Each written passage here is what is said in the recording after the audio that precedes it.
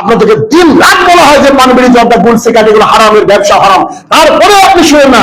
আপনাকে দিন রাত বলা হয় যে পরের জন্য আত্মসাৎ এগুলো কোনো জায়েজ নয়। আপনাকে দিন রাত বলা হয় সুদী ব্যাংকে চাকরি করা, সুদ নিয়ে রিলেটেড ব্যবসা করা হারাম।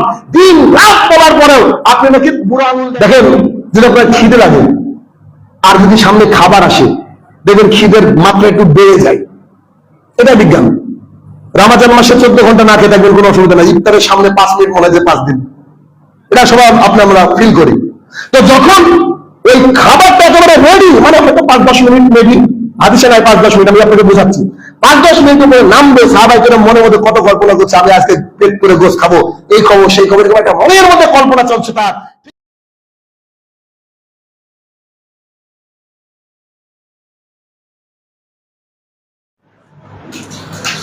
আলহামদুলিল্লাহ ওয়াহদা والصلاة والسلام على من لا نبي بعده أما بعد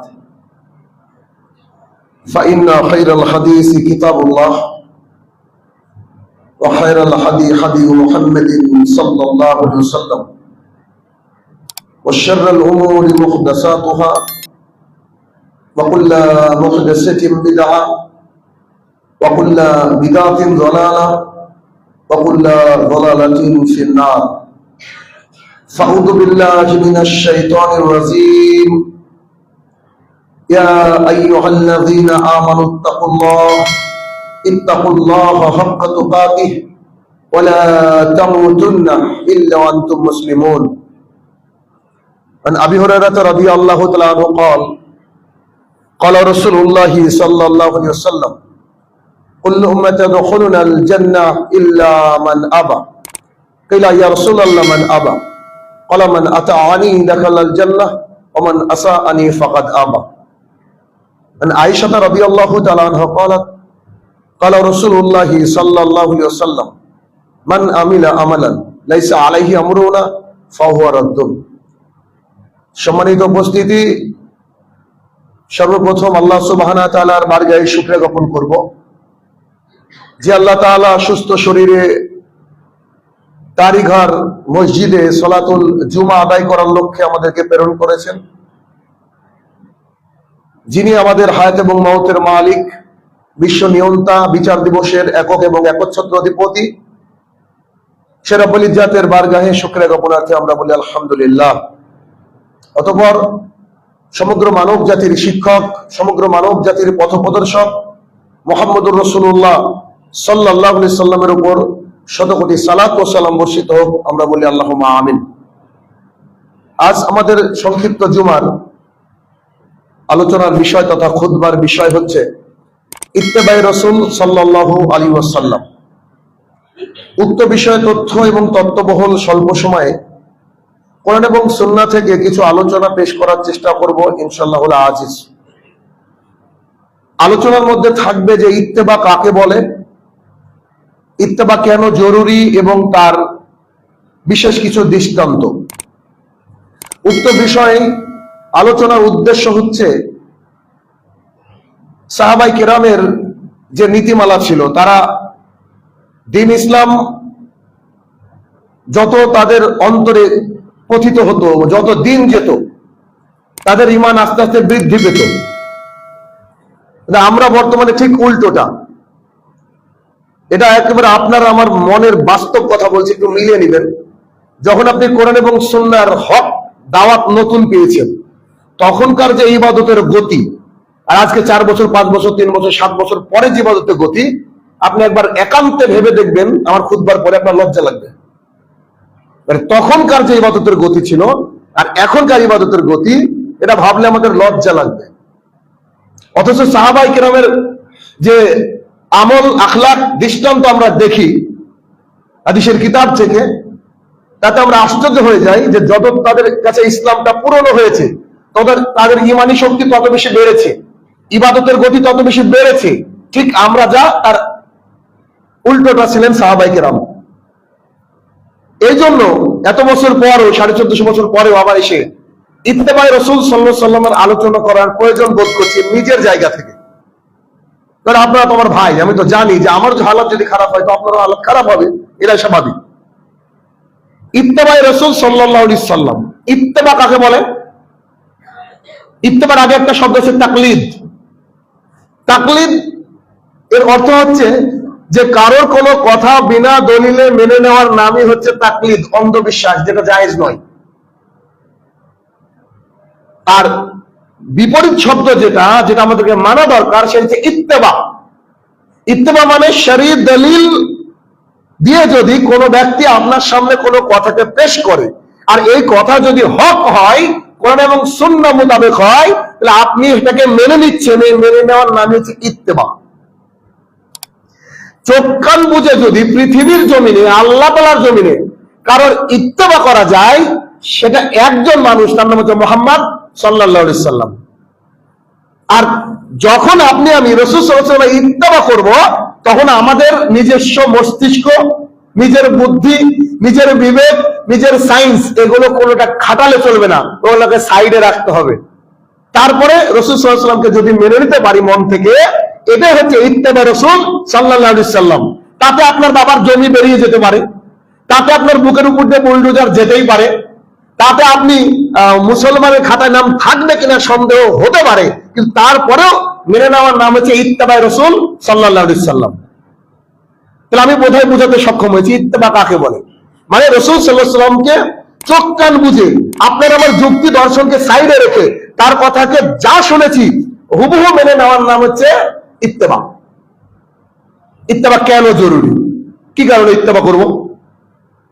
ইত্তেবা এই কারণে করব যে আল্লাহ সুবহানাহু ওয়া তাআলা বলেছেন, আতিউল্লাহ, আমাকে মেনে নাও, ও আতিউর রাসূল, রাসূলকে মেনে নাও, ওয়ালা তুবতিলু আমালাকুম, যদি আমাকে আর আমার রাসূলকে না মানো তাহলে তোমাদের আমলগুলো বাতিল। না, কোরআনের আয়াতের অর্থ এটা না।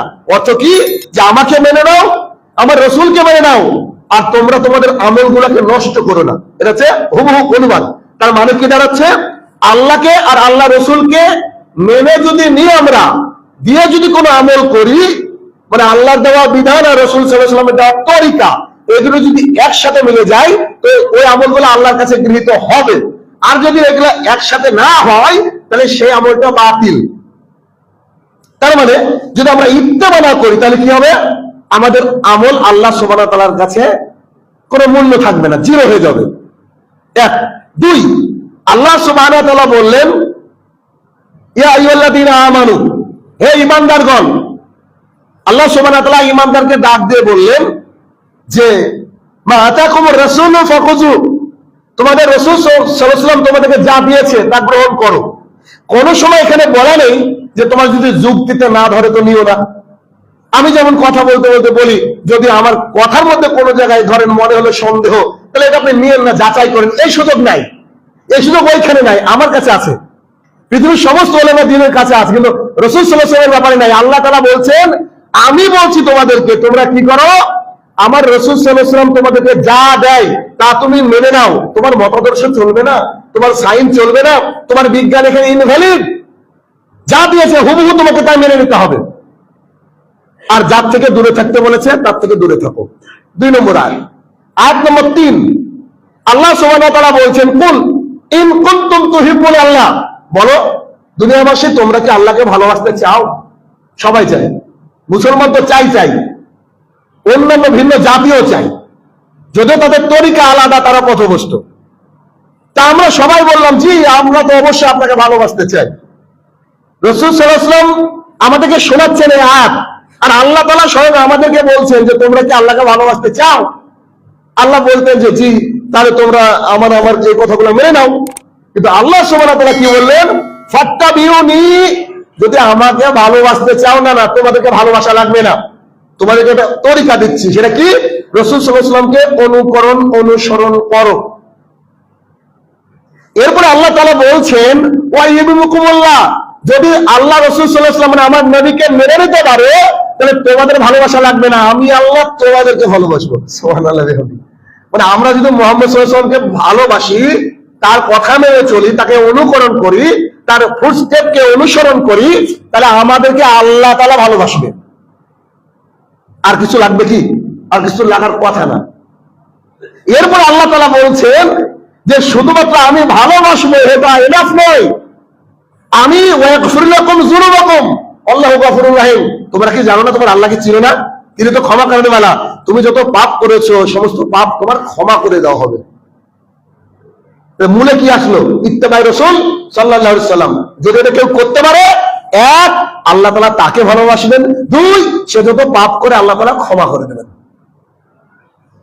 আর প্রত্যেক সময় প্রত্যেক খুতবাতে এই যে একটা হাদিস পড়ি, কুল্লু উম্মতি ইয়াদখুলুনাল জান্নাহ, প্রত্যেকটা মানুষ জান্নাতে যাবে, ইল্লা মান আবা, তারা জান্নাতে যাবে না যারা অস্বীকারী। তার মানে তিনটে আয়াত আর একটা হাদিসের একটা অংশ দিয়ে আপনাকে আমি বোঝাতে চাইলাম যে ইত্তেবা কেন জরুরি, মানে ইত্তেবা ছাড়া জান্নাতে যাওয়ার কোনো রাস্তা নাই, জান্নাতে যাওয়ার রাস্তা নাই। আচ্ছা, ইত্তেবাটা কেমন হবে? ফাখুযু, যা দিয়েছে তাই গ্রহণ করো, না বেশি না কম। আসেন, আবু হুরায়রা রাদিয়াল্লাহু তাআলা আনহু বলেন, রাসূল সাল্লাল্লাহু আলাইহি সাল্লামের কাছে একজন বেদুইন আসলো, এসে বলছেন, আমাকে জান্নাতে যাওয়ার তরিকা বলেন তো, কি করলে জান্নাতে যাব? রাসূলুল্লাহ সাল্লাল্লাহু আলাইহি ওয়াসাল্লাম তাকে বলছেন, আল্লাহকে মেনে নাও, আল্লাহর ইবাদত করো, তার সাথে কাউকে শরীক করবে না। মানে আল্লাহর ইবাদত করো, খবরদার আল্লাহর সাথে কারো শরীক করবে না। দুই, 5 ওয়াক্ত সালাত আদায় করো। 17 রাকাত বলেছে, 20 বলেনি, ওই এক্সট্রা 12 রাকাত বলেনি, বলেছে 5 ওয়াক্ত সালাত আদায় করো, খালি ফরজ। রমজানের সিয়াম পালন করো, আর তোমার নিসাব যদি পরিপূর্ণ হয়ে যায় যাকাত প্রদান করো। তিনটে কথা বলেছে, তার আগে দুটো। এক, আল্লাহর ইবাদত করো, তার সাথে কারো শরীক করবে না, সালাত আদায় করো, সিয়াম পালন করো, আর যাকাত দাও। তো সেই ব্যক্তি বলছে, আপনাদের শোনা হাদিস এগুলো, কিন্তু এভাবে ভেবেছেন কিনা দেখেন। তো রাসূলুল্লাহ সাল্লাল্লাহু আলাইহি ওয়াসাল্লাম, মানে এখানে দাঁড়িয়ে তো আমি কথা বলতে পারি না, অন্য কিছু, কারণ যা পুরনো তাই আপনাকে দিচ্ছি, এভাবে তো ইসলাম। ইসলাম নতুন না, 1450 বছর আগে। যত নতুন যদি কেউ কিছু শোনায় তাহলে বুঝতে হবে যে সমস্যা আছে ওখানে। হয় সমস্যা আপনার মধ্যে আছে, তার মধ্যে আছে। আপনার মধ্যে সমস্যা কোনটা? হয় আপনি কতদূর অব্দি পড়াশোনা করেননি, তাই হাদিসটা জানেন না, আর তার মধ্যে সমস্যা, সে যদি নতুন করে ইসলামকে প্লেস করতে যায় নতুন ভাবে, তাহলে এটা জায়েজ নয়। তো রাসূল সাল্লাল্লাহু আলাইহি ওয়াসাল্লামের এই কথা শোনার পরে বলছে, ওয়াল্লাহি, আল্লাহর কসম করে বলছি, আপনি যা বললেন তা একটু বাড়াবো না, একটু কমাবো না। মানে এই লোক জীবনে বিতির পড়বে না, এই লোক জীবনে তাহাজ্জুদ পড়বে না, জীবনে আরাফাত সিয়াম পালন করবে না, মানে প্রতিজ্ঞা করে ফেলবে। আল্লাহ রাসূল সাল্লাল্লাহু আলাইহি ওয়াসাল্লামের সামনে দাঁড়িয়ে প্রতিজ্ঞা করার পর তিনি চলে যাচ্ছেন। বলেন তো, এই লোক কি 5 ওয়াক্ত সালাত আদায় করা শুরু করেছে? কথা বুঝতে হবে আমার, একটা হাদিস বুঝতে পারলে যথেষ্ট আপনাদের। নিশ্চয় শুরু করেনি, সে শুধু এখন পাঠ গ্রহণ করলো, শিক্ষা নিল। সে কি সিয়াম আজকে ছিল? তো না। যাকাতকে দিয়েছে? দেয়নি। তো রাসূল সাল্লাল্লাহু আলাইহি ওয়াসাল্লাম সাহাবায়ে কেরামকে ডাক দিয়ে বলছে, এই যে এই লোকটাকে দেখো, জান্নাতি লোক দেখতে চাও, তবে এই লোকটাকে দেখো, এই লোক জান্নাতি। এটা হাদিস, বহুবার শুনেছেন। এবার হাদিস থেকে আমি কি বুঝলাম আর উলামায়ে দ্বীন কি বুঝেছে, একটু আসেন দেখি। উলামায়ে দ্বীন এটা বুঝেছে যে ওই লোককে জান্নাতি ঘোষণা করে দিলেন মুহাম্মদ সাল্লাল্লাহু আলাইহি ওয়াসাল্লাম। ওই লোক এখনো সালাতও আদায় করেনি, সিয়ামও পালন করেনি, আল্লাহর সাথে শিরক করা না করে একটা ব্যাপারই হয়নি, শুধু জেনেছে, তাই সে জান্নাতি। কেন? ওই যে বললো, আল্লাহর কসম করে বলছি, এর থেকে বাড়াবো না কমাবো না, মানে যে ইত্তেবা রাসূল সাল্লাল্লাহু আলাইহি ওয়াসাল্লাম, আপনি যা বলেছেন ও অন্তর দিয়ে মেনে নিয়েছি। তার মানে এই হাদিস থেকে প্রমাণ হয় যে রাসূল সাল্লাল্লাহু আলাইহি ওয়াসাল্লামকে কেউ যদি একবার নির্ভেজাল ভাবে মেনে নিতে পারে, সে লোক জান্নাতে যাবে ইনশাআল্লাহ, সে লোক জান্নাতে যাবে। আচ্ছা, এটা গেল একটা পর্যায়ে। আরেকটা হাদিস, আনাস ইবনে মালিক রাদিয়াল্লাহু তাআলা আনহু বলেন, রাসূল সাল্লাল্লাহু আলাইহি ওয়াসাল্লামের কাছে 3 জন ব্যক্তি আসলেন। এটা আপনাদের জানা হাদিস। 3 জন ব্যক্তি আসলেন, এসে রাসূল সাল্লাল্লাহু আলাইহি ওয়াসাল্লামের, মানে আমাদের উম্মুল মুমিনিন রাসূল সাল্লাল্লাহু আলাইহি ওয়াসাল্লামের স্ত্রীগণকে জিজ্ঞাসা করলেন যে রাসূল সাল্লাল্লাহু আলাইহি ওয়াসাল্লামের আমল কেমন। 3 জন কিন্তু সাহাবী, পরেজগার মানুষ, নিয়ত খারাপ ছিল না। তো বললেন এই আমল ছিল। তো তারা বলছে যে সে তো আল্লাহ রাসূল সাল্লাল্লাহু আলাইহি ওয়াসাল্লাম, সত্যি তো, তার আগের গুনাহ মাফ, পেছনের গুনাহ মাফ, তিনি তো মাসুম। তা আমরাও যা আমল করবো, আল্লাহ রাসূল সাল্লাল্লাহু আলাইহি ওয়াসাল্লাম সেম আমল করে, তিনি তো জান্নাতে যাবেন, তা আমাদের কি হবে? আমরা একটু বাড়িয়ে করব। তো একজন বলল যে আমি বিয়ে করব না। আমি পুরো হাদিসটা আনতে চাইছি না, বুঝতে পারছেন নিশ্চয়ই কি বলতে চাইছি। একজন বললো যে আমি সারা রাত দাঁড়িয়ে সালাত আদায় করবো, আর একজন বললো আমি জীবনে সিয়াম ছাড়বো না। রাসূল সাল্লাল্লাহু আলাইহি ওয়াসাল্লাম তাদের কথা শুনে বলছে, এই তোমরা কি এই কথা আলোচনা করছিলা? তো জি। তো বলছে, শোনো, আমি তোমাদের চেয়ে আমি আমার আল্লাহ তাআলাকে বেশি চিনি, আমি তোমাদের চেয়ে বেশি পরেজগার, আমি রাতের বেলায় তাহাজ্জুদও পড়ি আবার ঘুমায়ও, আমি রাতের বেলায় তাহাজ্জুদ পড়ি আবার ঘুমাই, আমি সিয়ামও রাখি আবার ভঙ্গও করি, মানে সিয়াম নাও থাকি, আর আমি কিন্তু বিবাহিত। শুনে রাখো, তোমরা যদি তোমাদের কথার উপরে অটল থাকো তাহলে তোমরা আমার উম্মতি না। মানে কি বোঝাতে চাইলেন? তিনারা কিন্তু সাহাবী, পরেজগার, তিনাদের মনে কিন্তু কোনো খারাপ চিন্তা ছিল না। চিন্তা ছিল এই, সে তো রাসূল সাল্লাল্লাহু আলাইহি ওয়াসাল্লাম, সে তো জান্নাতে যাবে, তো আমরা একটু বাড়িয়ে ইবাদত করি আল্লাহ। রাসূল সাল্লাল্লাহু আলাইহি ওয়াসাল্লাম সরাসরি বলে দিলেন যে এটা চলবে না, এটা বলতে পারতেন। তিনি কি বললেন? আমার উম্মতি না, যদি আমি যা বললাম তার উপরে বেশি নাটক করো। বুঝতে পারেননি? করে কিনা আমাদের সমাজের মানুষ? নাটক শব্দটা কেন আনলাম বুঝেননি? বলে যে হ্যাঁ ওদের ব্যাপারটা আলাদা, আমরা এই করি পড়ি, অসুবিধা কি? আরে ভাই, 8 পড়তে গিয়ে ফজর হওয়ার জন্য সাহাবীরা টেনশনে ছিল। আপনি এই হাদিস জানেন না যে সাহাবায়ে কেরাম বলছে আমাদের পায়ের ফুলে গিয়েছে, মনে হয় আজকে ভোরে ভাত খেতে পারবো না। কয় পড়তে গিয়ে? 8 পড়তে গিয়ে। আর আপনার 20 রাকাত 15 মিনিটে হয়ে যায়, 20 মিনিটে হয়ে যায়, আপনার লজ্জা লাগে না? আপনি বুঝতে পারেননি যে এটা ইত্তেবায়ে সুন্নাহ রাসূল সাল্লাল্লাহু আলাইহি ওয়াসাল্লাম নয়? অর্থ হাদিস থেকে কি বুঝলাম? যে কোন আমলকে বাড়ানো চলবে না, কমানো চলবে না, নিজের বুদ্ধি দিয়ে মাপা যাবে না। এতটা ক্লিয়ার হলো। এবার দৃষ্টান্ত দেখব। ইত্তেবা রাসূল সাল্লাল্লাহু আলাইহি ওয়াসাল্লামের দৃষ্টান্ত, এক সংজ্ঞা জেনেছেন, 2 না করলে ইত্তেবা কি হবে জেনেছেন, জাহান্নাম, আর 3 কিছু দৃষ্টান্ত, মানে এই দৃশ্য দেখলাম যে কি কারণে করবো আর করবো না। এবার 4 নম্বরে আসেন, যেটা মেন, সেটা হচ্ছে ইত্তেবা রাসূল সাল্লাল্লাহু আলাইহি ওয়াসাল্লাম। ইত্তেবা কেমন করে করতে হবে? ইত্তেবা কেমন করে করতে হবে? ইবনে ওমর রাদিয়াল্লাহু তাআলা আনহু বলেন, বর্ণনা করছেন নাফে বলছেন, ইবনে ওমর রাদিয়াল্লাহু তাআলা আনহু এবং মুহাম্মদ সাল্লাল্লাহু আলাইহি সাল্লাম দুজন মসজিদুন নববী, মদিনার মসজিদ, যে মসজিদের পাশে রাসূল সাল্লাল্লাহু আলাইহি ওয়াসাল্লামের সমাধি অর্থাৎ কবর, যদিও অনেকে মনে করে এটা মসজিদের মধ্যে, ওটা কিন্তু সেপারেশন রয়েছে। তো রাসূল সাল্লাল্লাহু আলাইহি সাল্লামের সাথে ইবনে ওমর রাদিয়াল্লাহু তাআলা আনহু, অন্যতম প্রখ্যাত আল্লাহর এক বান্দা ইবনে ওমর রাদিয়াল্লাহু তাআলা আনহু, ওমর রাদিয়াল্লাহু তাআলা সন্তান, তো দুজনে মসজিদে নববীতে প্রবেশ করছিলেন। এমন অবস্থায় রাসূলুল্লাহ সাল্লাল্লাহু আলাইহি ওয়াসাল্লাম একটা গেটের দিকে ইশারা করলেন। ধরেন এটা একটা গেট, একটা গেটের দিকে রাসূল সাল্লাল্লাহু আলাইহি ওয়াসাল্লাম ইশারা করলেন। ইশারা করে বলছে ইবনে ওমর, আমার ইচ্ছা জানো, এই গেটটা যদি খাস মহিলাদের জন্য ছেড়ে দেওয়া হয়, এই গেটটা যদি খাস মহিলাদের জন্য ছেড়ে দেওয়া হয়, মানে মসজিদে নববীতে অনেকগুলো গেট ভাই, বিশাল বড় মসজিদ, তো এই গেটটা যদি খাস খালি মহিলারা ঢুকতো, কতই না সুন্দর হতো। 1 মিনিট, রাসূল সাল্লাল্লাহু আলাইহি ওয়াসাল্লাম এই কথা বলেননি যে এই মহিলাটা, এই গেটটা আজকে মহিলাদের জন্য খাস। বলেছেন কি? আমার মুখ থেকে যতটুকু শুনলাম, ধরা পড়লো কি না পড়েনি? 1, 2, শোনো, আজ থেকে কেউ এই গেট দিয়ে প্রবেশ করবে না বলেছেন। 3, আল্লাহ বলেছেন এই গেটটা শুধু মহিলাদের জন্য বলেছেন। 4, আমি বলছি আজ থেকে এই গেটটা মহিলাদের, এরকম কথা বলেছেন কি? কিচ্ছু বলেননি। রাসূল সাল্লাল্লাহু আলাইহি ওয়াসাল্লাম একটা বাক্য উচ্চারণ করেছে যে কি, যদি এই গেটটা মহিলাদের জন্য হতো কতই না উত্তম হতো। নাফের বর্ণনা শুনেন, আর আপনারা আমার কি হবে এবার ভাববেন। নাফে বলছেন, আমি এই হাদিস, এই দৃশ্য দেখলাম, দেখার পরে আমি ইবনে ওমর রাদিয়াল্লাহু তাআলাকে ফলো করতাম, খেয়াল করতাম, যখন মসজিদে ঢুকতো খেয়াল করতাম। তিনি বলছেন, আল্লাহর কসম করে বলছি, মারা যাওয়ার আগ পর্যন্ত ইবনে ওমর রাদিয়াল্লাহু তাআলা ওই গেট দিয়ে ঢুকেননি। সুবহানাল্লাহ, ঢুকেননি তো দূরের কথা, ওই গেটে তাকাননি। তারপর পরের দিন থেকে কি দিয়ে বোঝাবো আপনাকে আমি ইত্তেবা কাকে বলে? কি করে বুঝলে আপনাদেরকে বুঝালে আপনারা বুঝতে পারবেন যে ইত্তেবা কাকে বলে? শুধু রাসূল সাল্লাল্লাহু আলাইহি ওয়াসাল্লাম মনে একটা খোয়াইশ করেছে, ইচ্ছা করেছে যে কাশ যদি ওই গেটটা মহিলাদের জন্য থাকতো কতই না উত্তম হতো। তিনি ইত্তেবা কাকে বলে দেখেন, এমন ইত্তেবা করেছে যে মারা যাওয়ার আগ পর্যন্ত ওই গেটের দিকে দেখেনি, ওই দিকে গেট দিয়ে প্রবেশ করেনি। 3 রাত আপনাকে বলা হয় যে আপনার মা বোনকে ঢাকতে হবে, এখনো বুকাকে নিয়ে দিতে পারেননি। 3 রাত আপনাকে বলা হয়, রাসূল সাল্লাল্লাহু আলাইহি ওয়াসাল্লাম বলছে ফাউল্লাহা, দাড়িটাকে ছেড়ে দাও, আসো সারে গোপটাকে ছাটো।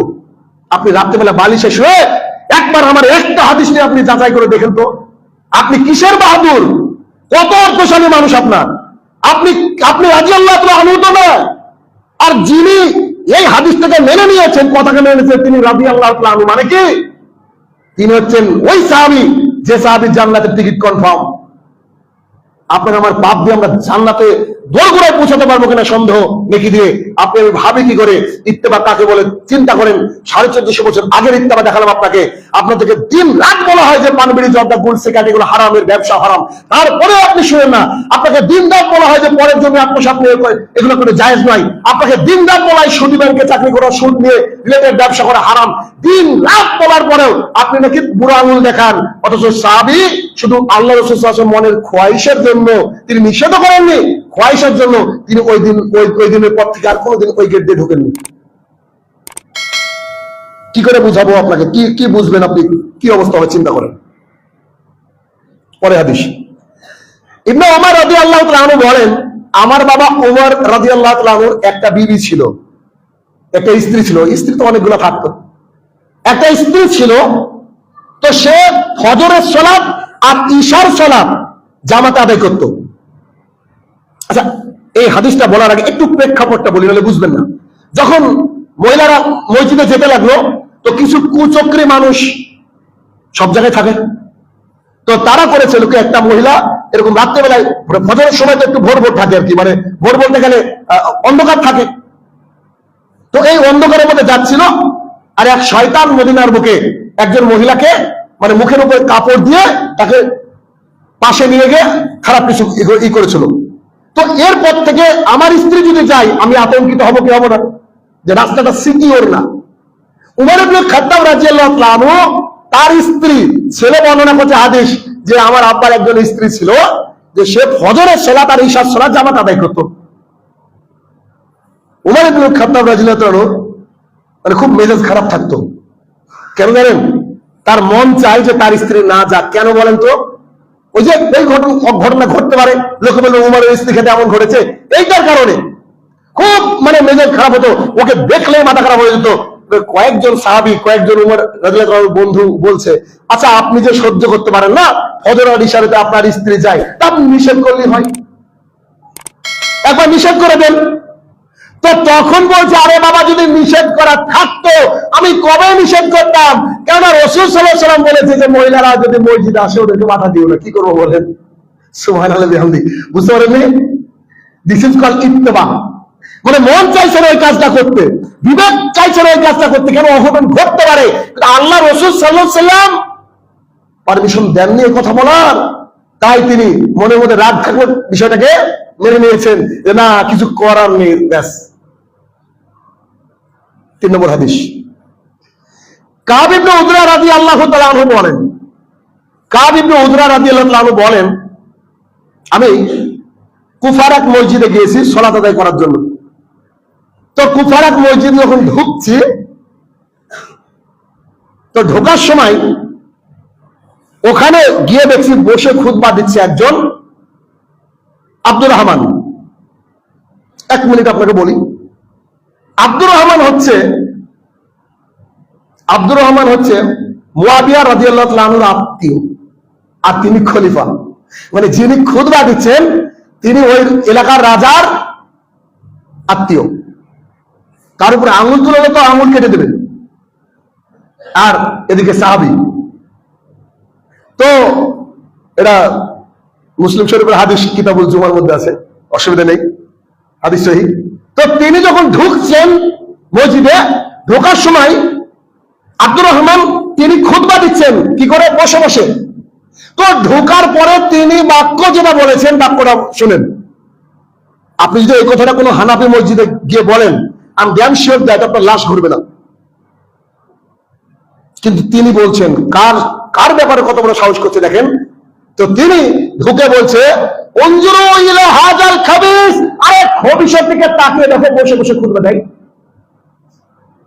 এটা যে ইত্তেবা রাসূল সাল্লাল্লাহু আলাইহি ওয়াসাল্লাম। এই কথা আপনাকে আমাকে বলতে হবে হানাফি মসজিদে গিয়ে, যান, বুঝেন নি? এরা নাম কামাচ্ছে হানাফি, এরা হানাফি নয় ভাই আমার। বুঝতে হবে হাদিসগুলোকে, কথাগুলোকে বুঝতে হবে। বাইরে গিয়ে বলেন না যে শাহিন রহমান হানাফি কটূক্তি করেছে, না, ওরা আমার ভাই। আমার কোনো ইন্টেনশন নাই যে তাদেরকে আমি কটূক্তি করবো। আমি বলতে চাইছি একজন সাহাবী আর একজন রাজকীয় সম্মানপ্রাপ্ত একজন খতিবের ব্যাপারে বলছে উনজুরু ইলা হাজাল খাবিশ, এই খবিশের দিকে তাকিয়ে দেখো, বসে খুতবা দিচ্ছে, বলে বসে খুতবা চলবে না। এটার নাম হচ্ছে ইত্তেবা রাসূল সাল্লাল্লাহু আলাইহি ওয়াসাল্লাম। এমন মসজিদে গিয়েছেন, আমিন বলা ছেড়ে দিলেন, অমনি হাতটা নিচে চলে গেছে। কি করতে এসেছেন দুনিয়ায়? ইত্তেবা রাসূল সাল্লাল্লাহু আলাইহি ওয়াসাল্লাম করেন, তা তো জেল ফাঁসি মারা যান না ভাই। কতদিনের জীবন, কোনো গ্যারান্টি নেই, কোনো গ্যারান্টি নেই। একজন সাহাবীর মুখের ভাষা এতটা কঠিন কেন হতে পারে? আসলে তিনারা তো গালিগালাজ করতেন না, তিনার মুখের ভাষা তো খারাপ হওয়া উচিত না, কিন্তু তিনি করেছেন এই জন্য, কারণ তার সাথে তার মুআমলাত ছিল না, দুনিয়াবি ব্যাপার ছিল না। ব্যাপারটা কি ছিল?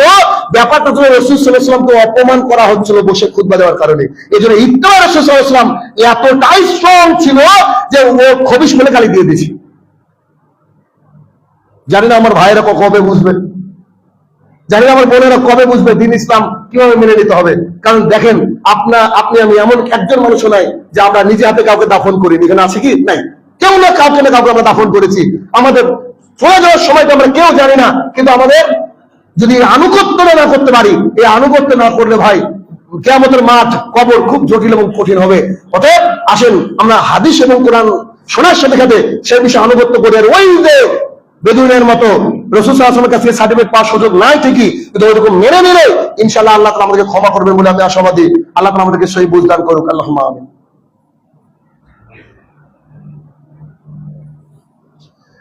আলহামদুলিল্লাহ ওয়াহদা ওয়াসসালাতু ওয়াসসালামু আলা মান লা নাবিয়্যা বা'দা, আম্মা বা'দ। ইত্তেবা রাসূল সাল্লাল্লাহু আলাইহি ওয়াসাল্লাম বলতে লাগলে এরকম 100টা জুমার খুতবা দিলে শেষ হবে না। মানে সারাটা জীবনই তো ইত্তেবা। রাসূল সাল্লাল্লাহু আলাইহি ওয়াসাল্লাম ইত্তেবাই তো সব। খায়বারের যুদ্ধ চলছে, সাহাবায়ে কেরাম ক্ষুধার্ত, প্রচন্ড ক্ষুধার্ত, খেতে পায়নি। ক্ষুধার্ত মানে সত্যি ক্ষুধার্ত, আমাদের মতো না যে 3 বেলার জায়গায় 1 বেলা খেয়েছি তার ক্ষুধার্ত, এমনটা নয়। সত্যি দিনের পর দিন না খেয়ে আছেন, তো তিনারা খুব কষ্ট পাচ্ছেন। এমন অবস্থায় তাদেরকে বলা হচ্ছে ঠিক আছে, বেশি ওই গাধা রয়েছে, বেশিগুলা তোমরা জবাই করো না, কয়েকটা জবাই করো, কারণ আমাদের বাহনও তো দরকার যুদ্ধক্ষেত্রে। তো কয়েকটা গাধাকে জবাই করা হলো, জবাই করে গোস্তগুলাকে রেডি হচ্ছে, গোস্তগুলো আখায় চলছে। এমন অবস্থায় দেখেন, যদি আপনার খিদে লাগে আর যদি সামনে খাবার আসে, দেখবেন খিদের মাত্রা একটু বেড়ে যায়। এটা বিজ্ঞান। রমজান মাসে 14 ঘন্টা না খেয়ে থাকবেন, কোনো অসুবিধা নাই। ইফতারের সামনে 5 মিনিট মনে হয় যে 5 দিন, এটা সবাই আমরা ফিল করি।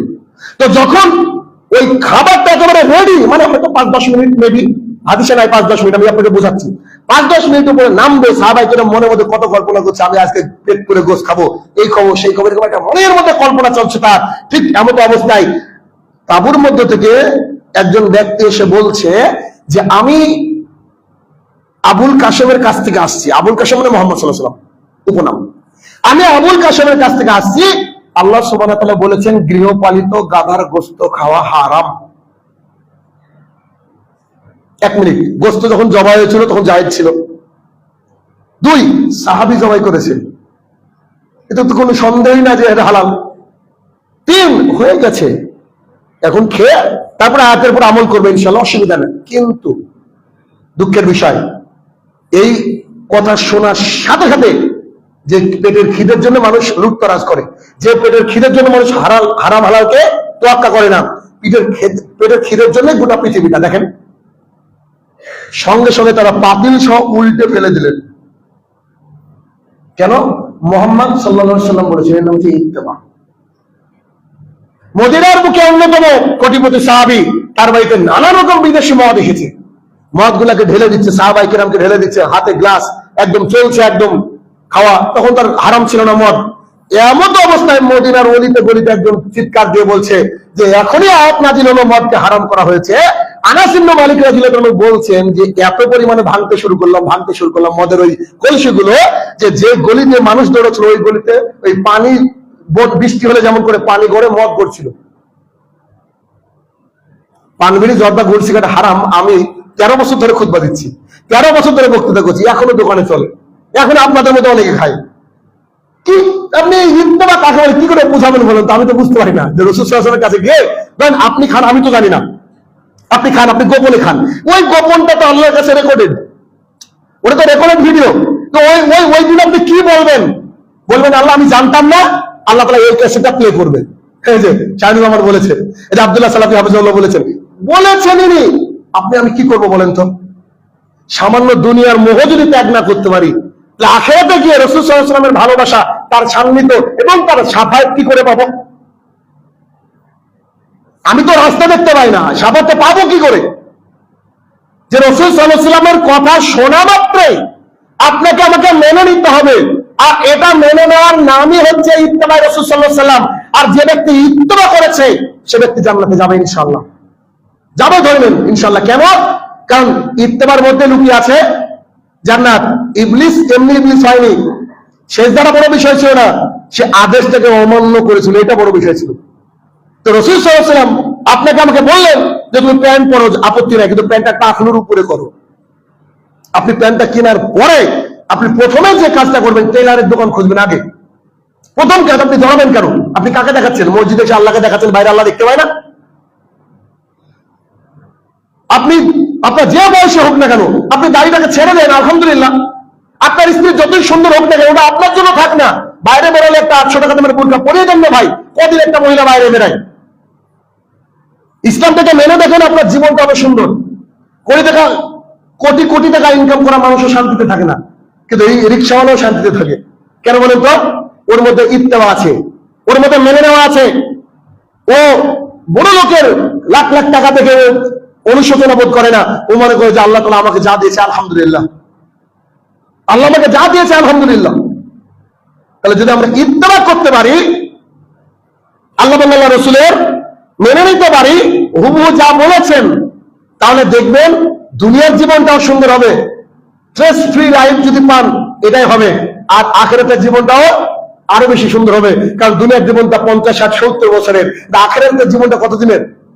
Never ending life, never ending life, যে লাইফের কোনো শেষ নেই। তো সেই লাইফের জন্য আপনার আমার প্রস্তুতি কি? বলেন, কি কি জবাব দেব? আমাকে যদি জিজ্ঞাসা করা হয় যে আপনি কেন হারাম ইনকাম করতেন, আমি কি জবাব দেবো? কারণ রুজির মালিক তো আল্লাহ সুবহানাহু ওয়া তাআলা। আপনার ওই হাদিস জানা নেই? রাসূল সাল্লাল্লাহু আলাইহি ওয়াসাল্লাম বলছে, মানুষ যদি পাখির মতো ভরসা করতো, আল্লাহ তাআলা পাখিকে সকালবেলা যেমন খালি পেটে বের করে সন্ধ্যাবেলা ভর পেট দিয়ে দেয়, তাহলে কি আমাকে রুজি আল্লাহ দিতে পারে না? নিশ্চয় দিতে পারে। তাহলে মূল যে বিষয়টা ঘুরে ফিরে আসলো, সেটা হচ্ছে কি? ইত্তেবা রাসূল সাল্লাল্লাহু আলাইহি ওয়াসাল্লাম। একটা হাদিস বলে আজকের খুতবা শেষ করব ইনশাআল্লাহ। আর সেটা হচ্ছে কি? যে ইত্তেবা করতে হবে রাসূল সাল্লাল্লাহু আলাইহি ওয়াসাল্লামের, আর ইত্তেবাটা হতে হবে যে দৃষ্টান্তগুলো কয়েকটা পেশ করলাম, তার যে কোনো একটা দৃষ্টান্ত মেনে নেন, যে কোনো একটা দৃষ্টান্ত মেনে নেন।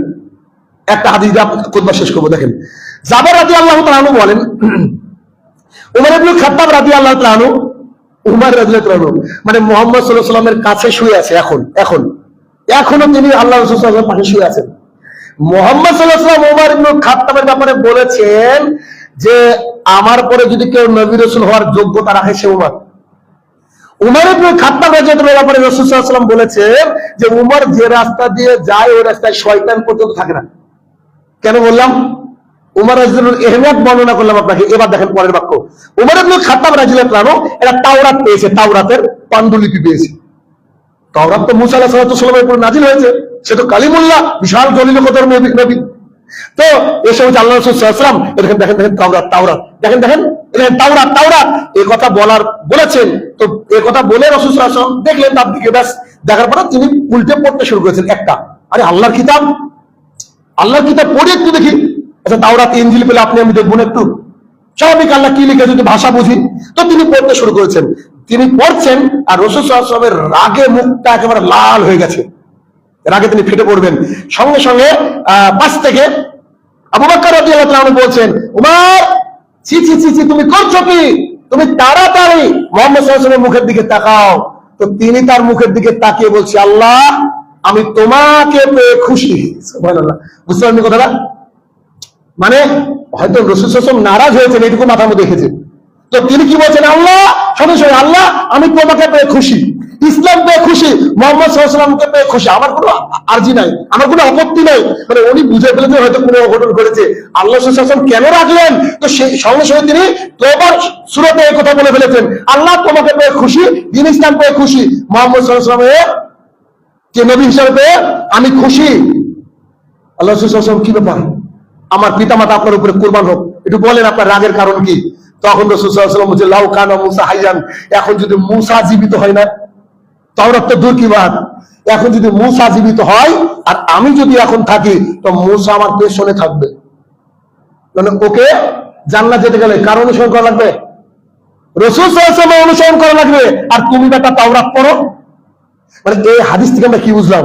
এই হাদিস থেকে বুঝলাম যে ইত্তেবা হবে শুধুমাত্র রাসূল সাল্লাল্লাহু আলাইহি সাল্লামের। সমস্ত নবী রাসূলকে যদি আল্লাহ আবার পাঠিয়ে দেয়, আবার তাদেরকে কোরআনই মানতে হবে, না বাইবেল না ইনজিল না কোনো কিতাব চলবে না।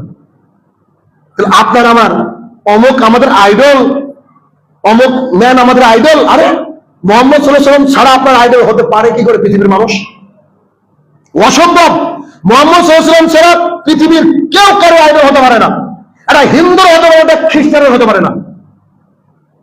আইডল হবে মুহাম্মদ সাল্লাল্লাহু আলাইহি ওয়াসাল্লাম একমাত্র, কারণ ইত্তেবা করতে হবে। আমি যখন ইংরেজি পড়াই, দেশ বিদেশ থেকে পড়ে আমার কাছে স্টুডেন্ট, তা আমি যখন ওদেরকে সেলফ ইন্ট্রোডাকশন শিখাই, তখন ওইখানে একটা পয়েন্ট রেখেছি যে my role model is dot dot দেওয়া আছে।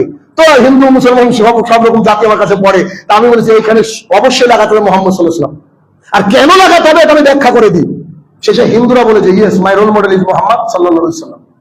না, আপনাকে বলতে বাধ্য আপনি, কারণ যদি তার সম্পর্কে জানেন, বিশ্বাস করেন, মানে যদি জানেন তা আপনি বলতে বাধ্য। সেই মুহাম্মদ সাল্লাল্লাহু আলাইহি ওয়াসাল্লামের ইত্তেবা বাদ দিয়ে পৃথিবীর আর কোন কারো ইত্তেবা করবেন, এটা কি সম্ভব? এটাকে আল্লাহ মেনে নেবে? আল্লাহ মেনে নেবে না। আমার প্রতিপালক আমরা যেন মারা যাওয়ার আগ পর্যন্ত পূর্ণ, একেবারে পূর্ণ, একটু যেন খাদ না মিশিয়ে পূর্ণাঙ্গ ইত্তেবা করতে পারি মুহাম্মদ সাল্লাল্লাহু আলাইহি ওয়াসাল্লাম এর। আল্লাহ তুমি সেই তৌফিক আদা করো, আল্লাহুম্মা আমিন। আমার প্রতিপালক যতদিন না মালাকুল মউত আসছে তার আগ পর্যন্ত যেন তোমার নবীর তরিকায় থাকতে পারি, নবীর তরিকায় ইবাদত করতে পারি, নবীর তরিকায় জীবন চালনা করতে পারি। আল্লাহ তুমি সেই তৌফিক আদা করো, আল্লাহুম্মা আমিন। আমার প্রতিপালক আমরা হয়তো অনেক গুনাহগার বান্দা, হয়তো নয় গুনাহগারী বান্দা আমরা। আল্লাহ আমাদের আমল দিয়ে সম্ভব না জান্নাতে যাওয়া, কিন্তু মুহাম্মদ সাল্লাল্লাহু আলাইহি ওয়াসাল্লামকে মন দিয়ে ভালোবাসার চেষ্টা করি, তাকে ভালোবেসে যেন অন্তত পক্ষে সাফাত পেয়ে জান্নাত লাভ করতে পারি। আল্লাহ তুমি সেই সুব্যবস্থা করে দিও, আল্লাহুম্মা আমিন। আমার প্রতিপালক যারা এখনো কবরের তলে শায়িত, এখন কবরের তলে শায়িত, জানি না কি হালে রয়েছে, তারা যদি ক্ষমার কথা মাবুদ, তাকে তুমি ক্ষমা দান করো, আল্লাহুম্মা আমিন। আমার প্রতিপালক মুসলমানের উপরে দীর্ঘদিন যাবত একটা বুলডোজার চলে আসছে, এগুলো যদি তোমার পরীক্ষা হয় মাবুদ, এই যে এনআরসি এসআর, এগুলো যদি তোমার পরীক্ষা হয় মাবুদ, এই পরীক্ষা থেকে উত্তীর্ণ হওয়ার তৌফিক আদা করো, আল্লাহুম্মা আমিন। আমার প্রতিপালক আমরা যেন হারাম থেকে বেরিয়ে এসে হালালের পথে ফিরতে পারি, আল্লাহ তুমি সেই তৌফিক আদা করো, আল্লাহুম্মা আমিন। পরিশেষে দোয়া মাবুদ তোমার কাছে, ওই যে সাহাবী বলেছিল যে আমার আমল করার কিচ্ছু নাই, আমি কিচ্ছু জানি না, আমি শুধু আপনাকে ভালোবাসি, তখন মুহাম্মদ সাল্লাল্লাহু আলাইহি ওয়াসাল্লাম আল্লাহর তরফ থেকে একটা আয়াত নিয়ে বলেছিল যে যাকে ভালোবাসি সে তার সাথে থাকবে।